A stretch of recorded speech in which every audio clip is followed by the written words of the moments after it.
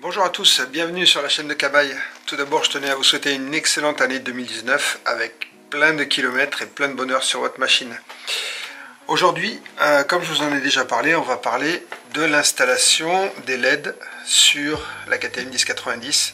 Et en même temps, je vous ferai un tout petit retour d'expérience sur mes nouveaux pneus Pirelli Scorpion Trail 2. Il y en a des mots. Donc que j'ai mis en place à la place de mes Metzeler Tourance que j'adorais, mais bon, apparemment une bonne critique sur les Pirelli, donc je voulais voir ce que ça donnait. Donc je vous propose de passer à l'installation donc sur la 1090 donc des LED. À savoir que cette vidéo, j'avais prévu de la faire il y a déjà 2 mois. J'ai monté un premier kit LED qui n'a pas fonctionné, j'ai eu beaucoup de messages de panne. Un deuxième kit LED qui fonctionnait mais qui prenait de la place dans le phare, donc j'arrivais pas à le placer. Donc là, je pense avoir trouvé ce qu'il faut. Je vais vous montrer ce que ça donne. Voilà, donc c'est un kit LED acheté sur internet sur LED Perf qui est composé de 2 choses. D'un boîtier anti-erreur, indispensable pour les motos à système multiplexé, et une LED, une ampoule LED, qui est, contrairement au premier kit que j'avais reçu, avec un convertisseur tout intégré. Voilà ce que ça donne. Donc avec ça, donc en fait vous venez brancher ça ici là. Je pense qu'avec ça, ça devrait rentrer dans l'espace qui nous reste, et donc plus poser le problème que j'ai rencontré au départ. Donc ce que je vous propose, c'est de commencer à démonter la moto. Je vous avais déjà montré ce qu'il fallait démonter un peu pour accéder, mais là on va accéder au phare. Beaucoup plus de dépose. C'est ça une bécane aventure. Si vous devez changer l'ampoule en tout terrain, c'est mort. Donc on va procéder au démontage de la moto. A tout de suite. Donc tout d'abord, on va procéder à l'ouverture, au retrait de la selle. Hop. Et ensuite, on procède au démontage de la bulle.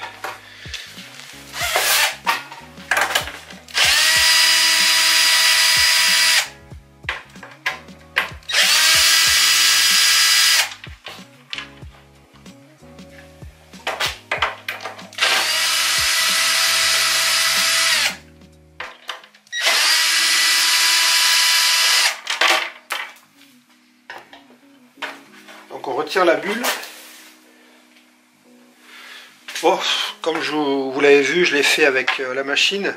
Ça c'est bon pour la dépose, mais après à la repose, on évitera de le faire avec la machine pour pas trop torquer les vis, pour pas éviter de fissurer la bulle. Voilà, donc on passe à la deuxième partie. Donc la deuxième partie des déposes va consister à enlever en fait les vis des flancs, d'accord? Donc on va enlever cette vis et celle-ci, ici. Allez, je vous laisse là. Et puis on va procéder à la dépose.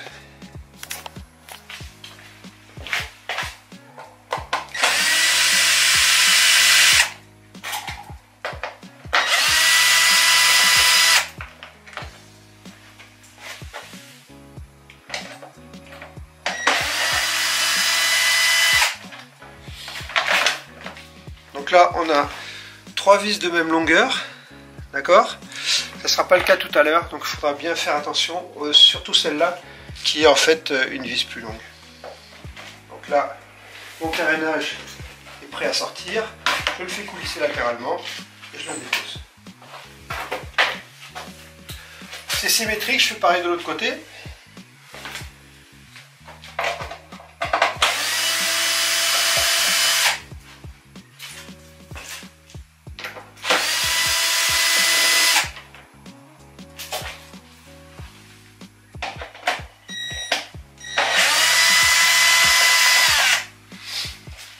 Voilà, deuxième flanc à déposer.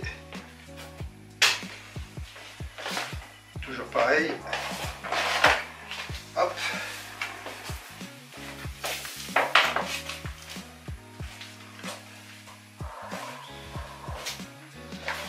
Une fois qu'on a déposé les flancs latéraux, on va déposer le réservoir. Donc le réservoir, le cache réservoir, pardon. Une vis ici, une vis là, la même de l'autre côté.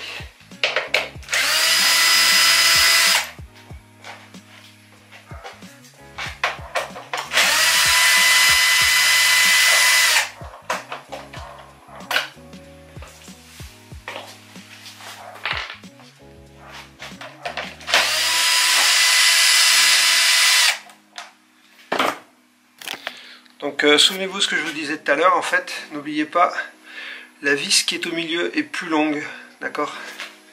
Pour vous montrer où elle va. C'est celle-là parce qu'en fait elle vient passer plusieurs épaisseurs de plastique. Pour retirer, c'est de ma faute, effectivement, il y a ce boulon de chaque côté à sortir aussi. Voilà ce que c'est. Travailler par habitude.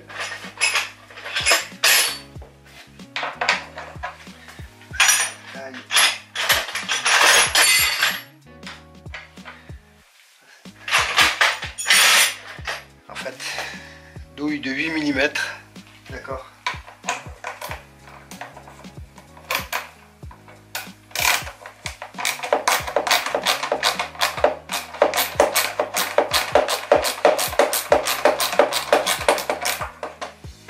Parce qu'on a une clé, ça va être un peu plus facile, une clé en T.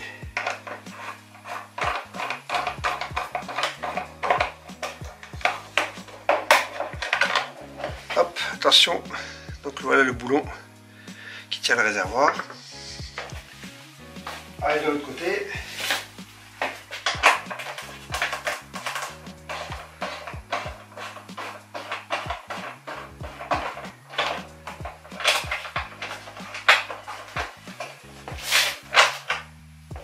Voilà. Et ce coup-ci, hop, on dégage le crochet. Et j'ai enlevé mon carénage. N'oubliez pas, vous voyez ce crochet ici qui vient se mettre derrière le bouchon de réservoir.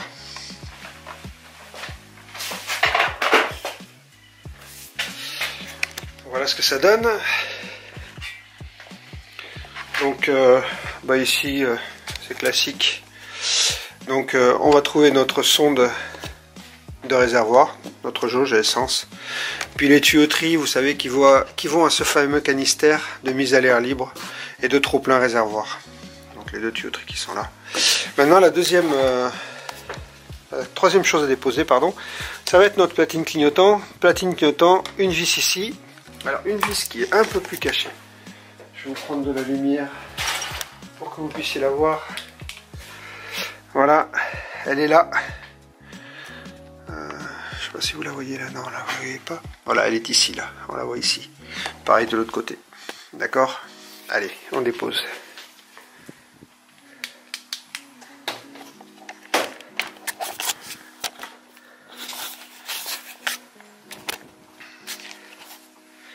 C'est parti.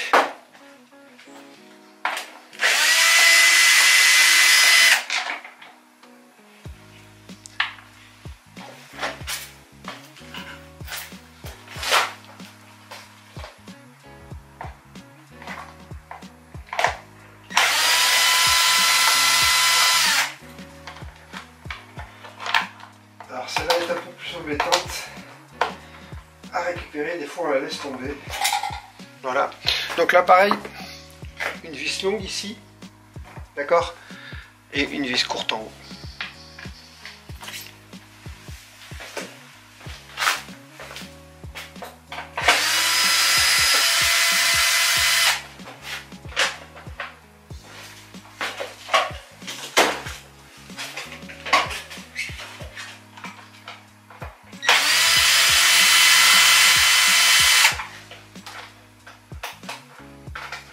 Là j'arrive pas à la récupérer. Donc dans ces cas-là, on prend ce magnifique outil qui nous permet d'aller chercher la vis là où elle est mal placée.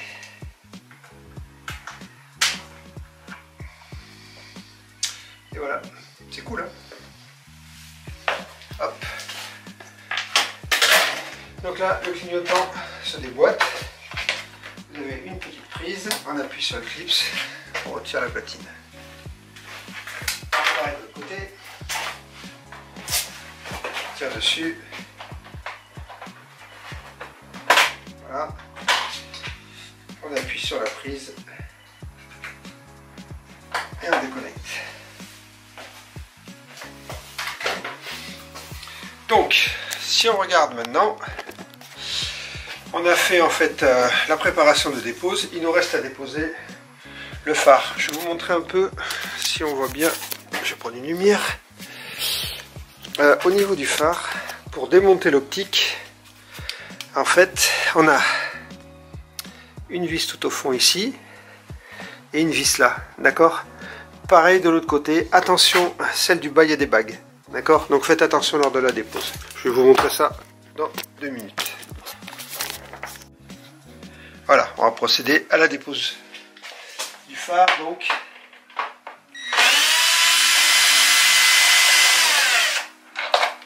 la première vis avec sa bague épaulée, d'accord? Donc ça on la met de côté. Partie supérieure. Alors des fois la bague ne vient pas, elle reste sur la dans la cage, donc faites très bien attention. Là c'est pareil, ça ne veut pas venir. On prend l'outil magique.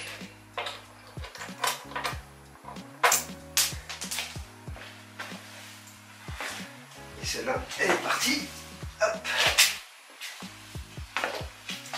Donc là la bague, elle n'y est pas. Et la bague, elle reste. On la voit bien. Elle reste dedans, vous voyez, la bague elle reste dedans. Donc faites-y attention quand même, hein, lors des reposes. On va défaire l'autre côté.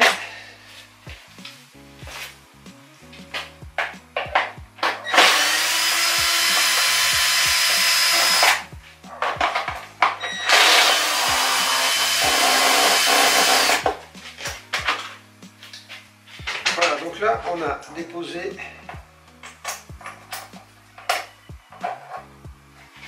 nos 4 vis.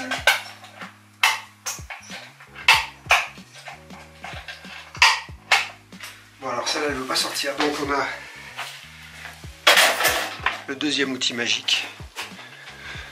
Si ça ne marche pas, qui lui était monté, et là ça marche pas mal aussi ça. Voilà. Donc celle-là, la bague est restée aussi. Voilà, donc toute notre... tout est défait et on va pouvoir procéder au retrait du phare. Alors le phare, hop, je vous mets ici. Voilà, donc il se tire en fait, on soulève et il se tire comme ça. Voilà. Donc là, qu'est-ce qu'on a? On va s'apercevoir qu'on a une chose qui est assez intéressante. Je vous le montre. Voilà, ici on a notre vis de réglage de la hauteur du phare, d'accord? Et imaginez, donc pour le régler, en fait, il faut défaire la platine du klaxon ici, qui tient par 2 vis, pour venir, et je peux vous dire que c'est pas une partie de plaisir. Donc là, ce qu'on va faire, on va déconnecter ce gros connecteur. Donc la déconnexion du connecteur, simple, on soulève la languette et on tire. Voilà. Donc là, on a tout notre connecteur qui est défait. Et en fait, on peut s'apercevoir donc que c'est là-dedans qu'il va falloir placer nos boîtiers. Voilà le phare. D'accord? Ce qu'on va faire, on va venir débrancher ici les ampoules. Donc elles font quart de tour. Je les enlève. Voilà une. Quart de tour. Et je les enlève. Ok? Donc il faut penser quand même à repérer le code et le plein phare, d'accord? Ne croisez pas les câbles. Si vous mettez celle-là là-haut, bah vous n'aurez plus qu'à tout redémonter après. Donc attention à ça, repérez. Donc ce qu'on va faire, c'est qu'on va y mettre un petit morceau de scotch sur celle-là pour savoir que c'est celle qui vient en bas. Allez, je fais ça. Voilà, donc on a repéré ici, en fait, avec un petit morceau de scotch, l'ampoule qui va se mettre en bas, d'accord? C'est l'ampoule du plein phare, l'ampoule du code est ici. Donc ce qu'on fait, on enlève les ampoules, donc on écarte les deux pattes, c'est pas super simple. y a un petit soufflet d'étanchéité. Voilà, ça c'est une ampoule enlevée, d'accord. Et puis après on va enlever la deuxième ampoule. Même système, il faut écarter, pousser en même temps. Voilà, pas super simple. Voilà, on a enlevé nos deux ampoules. Dans le kit qu'on nous a fourni, je vous remonte le kit, vous aviez ça, avec les connecteurs, d'accord. En fait, ce qu'on va faire, c'est que ce connecteur-là va venir se mettre là, ok. Celui-là va venir se fixer à l'ampoule. Je ne sais pas si vous allez bien pouvoir le voir, on a un plus et un moins. Voilà, un plus et un moins sur cette prise. Donc, comment faire pour repérer le plus et moins? Bon, deux solutions, enfin, je vous donnerai la solution après pour vous. Moi, j'ai utilisé un Matrix, donc pour aller vérifier ici où était mon plus. Mais maintenant, ce que je vais vous montrer, bah, vous n'aurez pas besoin de le faire. Du coup, je vais vous montrer, en fait, vous avez ici un fil vert, un fil marron, et là, un fil bleu, un fil marron. Ce qu'on en déduit, donc, c'est que le fil commun, c'est le marron, donc c'est la masse. Et le fil vert et le fil bleu, bah, c'est les plus. Voilà, donc ça vous évite de faire les mesures. Je l'ai fait pour vous, donc vous n'avez plus qu'à vous brancher dessus. Allez, on y va. Donc on va brancher ici notre boîtier plus sur le vert du côté vert ici. Ok. Et ici, ça c'est pas terrible hein, ce que j'ai fait là, mais bon. Et donc le deuxième boîtier, même principe. J'ai branché l'ampoule directement, mais on va l'enlever pour vous montrer. Voilà. Et donc on va brancher le deuxième plus sur le plus, le bleu, donc ici. Voilà. Donc après, ce qu'on va devoir faire, c'est mettre ces boîtiers ici de façon à ce qu'ils ne gênent pas. Alors, j'ai pas encore étudié, puisque je les ai reçus il n'y a pas longtemps, donc j'ai pas encore étudié comment j'allais les positionner. Mais ce que je vous propose déjà, dans un premier temps, c'est de démarrer la moto, de brancher les ampoules et de voir si on n'a pas de bug. Alors, petite particularité. Voilà. Donc voilà les ampoules LED. Ici, vous les voyez bien, il y a un petit contre-jour. Donc on a 3 LED ici. Les ampoules, elles se mettent comme ça dans le phare. Elles ne se mettent pas comme ça. D'accord? Si vous avez des problèmes pour verrouiller, il y a une petite clé Allen qui est livrée avec. En fait, on va venir ici, là, faire tourner cette bague pour avoir la bonne position. Moi, j'ai pas encore essayé. On va regarder ce que ça donne. Donc, si je les veux comme ça, j'engage ici et je tourne vers le bas. Ça me donne quoi? Ben, c'est bien. Je fais pareil avec l'autre. J'engage de travers et je verrouille. Et donc, je sais pas si vous voyez bien, très important, les LED, donc gauche à droite et non pas en haut, en bas. D'accord? Elles sont branchées. On va connecter tout ça, on va démarrer la moto et on va voir si ça fonctionne. Donc, j'ai dit, j'avais repéré tout à l'heure, si vous vous souvenez, mon petit câble ici, là. Ça, c'est celui qui va en bas. Donc, je vais brancher ici, d'accord, sur mon ampoule. Voilà. Et celui qui va ici, je vais le brancher donc là.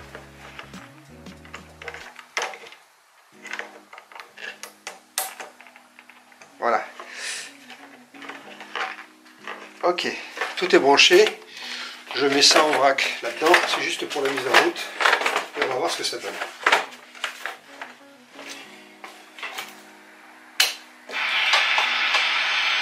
Le code. Je démarre.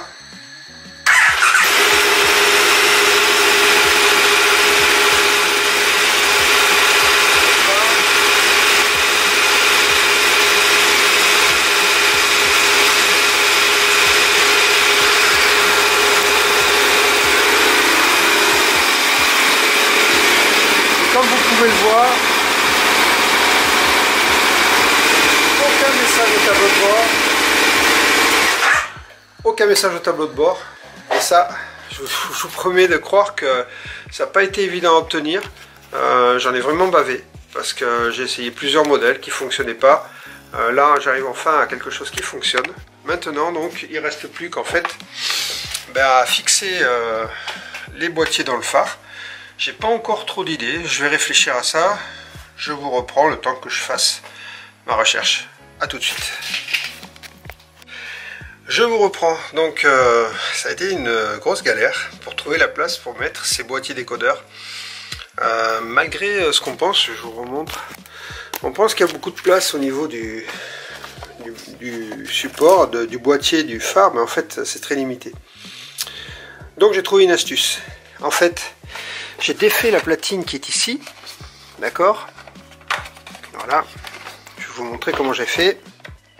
J'enlève cette platine. Et en fait, si vous regardez, mes boîtiers sont là. D'accord? Un de ce côté et un de ce côté. Voilà. Et en fait, j'ai fait passer un tirap ici, là. Un tirap ou un collier Rislan, comme vous voulez l'appeler, par ce trou. Et donc, sur le boîtier, on a un orifice qui nous permet de les tenir. Donc, un ici, un ici. Alors, c'est pas très orthodoxe. C'est vrai qu'il aurait été mieux de percer le boîtier, mais j'avais pas envie de faire des trous dans ma machine. Là, je vous assure que ça bouge pas. En fait, cette platine dessous, quand vous la remettez en place, là, eh bien, elle vient plaquer les boîtiers, et les boîtiers sont coincés en fait entre cette paroi et la paroi ici. Donc, ça ne bouge pas. Et voilà. Et donc, le branchement est fini. Tout est fini. Ce que je vous propose, je vais remonter le phare. J'ai testé déjà à blanc. Il n'y a pas de problème, ça bloque plus. J'ai un peu réarrangé les fils qu'il y avait à l'intérieur pour pas que ça se balade de partout. Je crois que ceux-là, là, je vais les attacher aussi. Et ma foi, ce sera terminé. Allez, on passe à la finition. Hop, voilà, je mets là. Donc je vous montre en fait. Donc voilà, nos fils qui viennent là. Le phare donc, qui vient ici, il force pas, hein, vous le voyez, il n'y a aucun effort dessus. Donc ça c'est tout bon. Il me reste à remonter ma platine qui tient par 4 vis, celle-là, là, ici. Donc celle-là, je la remets. Elle s'enclenche ici dans les choux. Je fais pareil de l'autre côté. Voilà. Là, elle est enclenchée. 4 vis, on remonte ça déjà.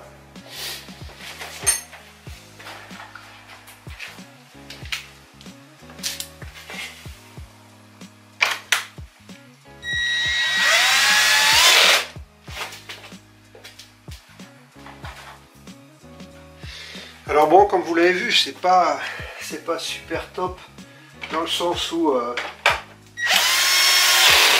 ça aurait pu être fixé autrement.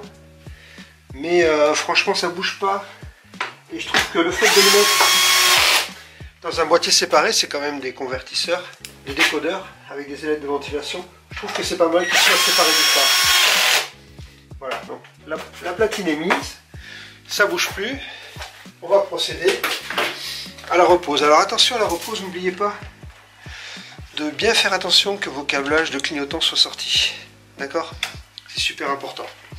Donc, bon, on remet le phare bien comme il faut. Bien chercher le vis. Voilà.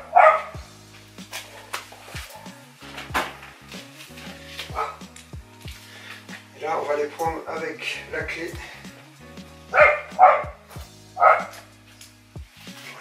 Hop. Donc en fait c'est pas super facile parce que il faut aligner le phare avec le trou ici. Bon.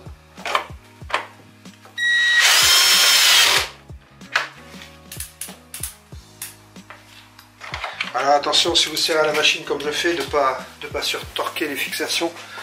Vous voyez, en coupe de serrage sur la machine, c'est maximum 3, ici je suis à 3 à peu près. Voilà. Ça dépend des machines que vous avez bien sûr.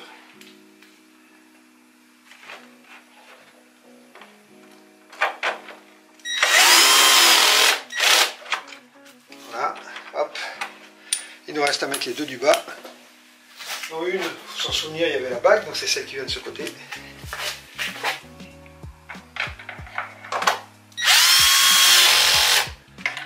voyez, j'ai pas besoin de forcer dessus. Ce qui prouve que le phare n'est pas compressé derrière, c'est pas compressé et ça c'est pas mal. Voilà, notre phare est fixé. Alors je vous montre ce que ça donne si on regarde dessous. Je vais chercher une lampe.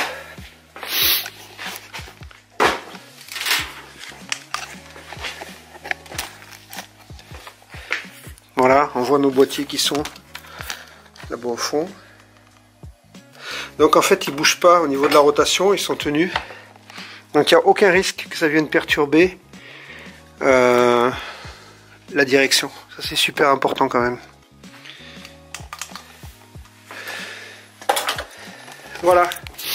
Donc là le phare est remonté. Bon, je vous passe la repose des carénages, de la bulle et tout ça. C'est exactement pareil qu'au démontage, il n'y a pas de particularité. Faites bien attention au repérage des vis, c'est surtout ça le plus important. Voilà, donc je vous montre quand même une dernière fois. Hop. Donc là on a bien notre code, on a nos veilleuses, je démarre, ils s'éteignent, c'est normal.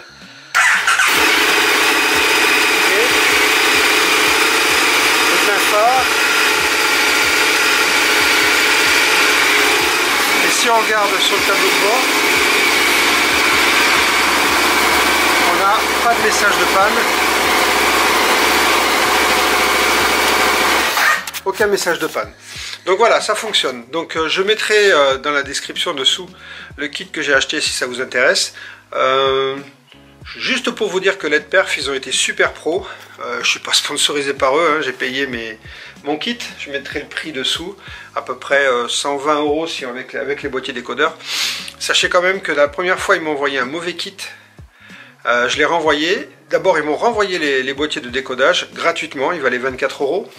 J'ai monté ça, ça rentrait pas pour des problèmes de place comme je vous l'ai dit avant. Ils m'ont renvoyé des ampoules avec la partie transformation inclus dans l'ampoule, c'est toutes nouvelles ampoules qu'ils ont mis en place. Donc je les ai mises en place. Tout ça encore gratuitement, il n'y a pas eu d'écart de prix. S'il y avait un écart de prix, j'avais un bon d'achat. Donc franchement, ils ont été professionnels, j'ai pu échanger avec eux par mail. Ça s'est très très bien passé. Donc voilà, après vous faites ce que vous voulez, je vous mettrai le lien si ça vous intéresse. Ça marche sur notre machine, donc ça marche sur la 1090.